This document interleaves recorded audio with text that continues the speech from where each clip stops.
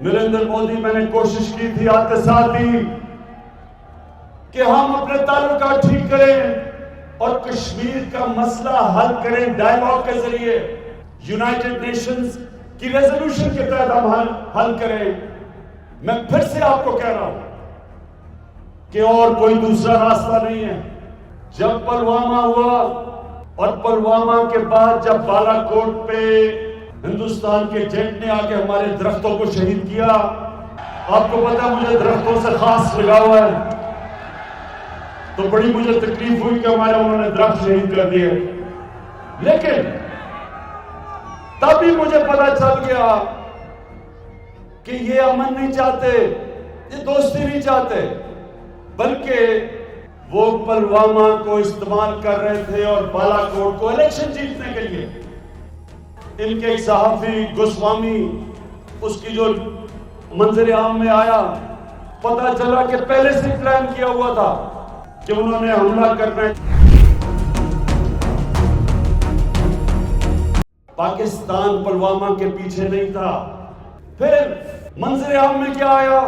European union کی ڈس information lab, پتا چلا کہ 600 انہوں نے فیک سائٹس بنائی ہوئی تھی، فیک اکاؤنٹس کی، جس میں سے پروپیگنڈا چل رہا تھا پاکستان کی فوج کے خلاف اور عمران خان کے خلاف۔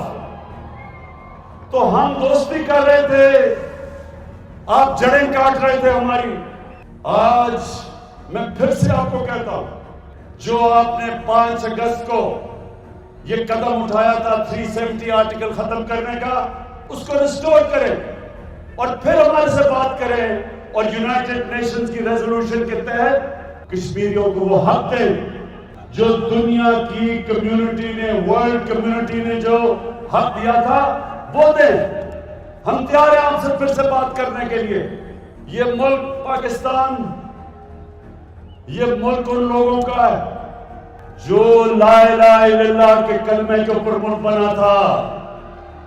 اللہ کے سوا کسی کے سامنے یہ جھکنے والے لوگ نہیں ہیں، نہ کبھی کسی کا خوف ہے نہ ہو سکتا ہے۔ ایک اللہ کی غلامی کرتا ہے، وہ کبھی کسی اور کی غلامی نہیں کر سکتا۔ اس لیے کبھی یہ نہ سمجھنا کہ جب ہم کہتے ہیں ہم آپ سے دوستی کریں گے کہ ہمیں کسی قسم کا خوف یا ڈر ہے۔ ہم چاہتے ہیں کہ کشمیر کے لوگوں کو ان کا حق ملے، ہم چاہتے ہیں ظلم ختم ہو، ہم چاہتے ہیں کشمیری بھی اپنی زندگی کا خود فیصلہ کرے۔